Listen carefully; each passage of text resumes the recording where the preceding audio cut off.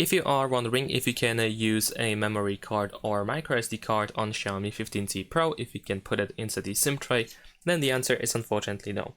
Over here I have the SIM tray. In this case, as you can see, we have SIM card slot number 1, and on the reverse side we can find SIM card slot number 2, which in my case is occupied already.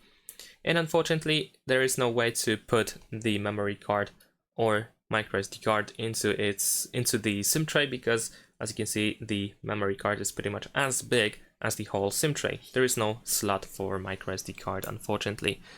In this case, if you want to use a memory card, you need to use a memory card reader. In my case, I have this one.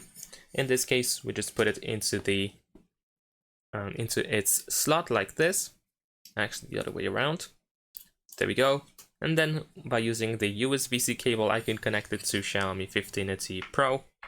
So it looks like this, and then I can easily access the storage. Of course, my memory card reader is actually quite huge, so it is definitely inconvenient to use on a daily basis. But there are some smaller memory card readers as well, so it might be a little bit more inconvenient to use it whenever you need to. And that is pretty much it. Thanks for watching, leave a like and subscribe.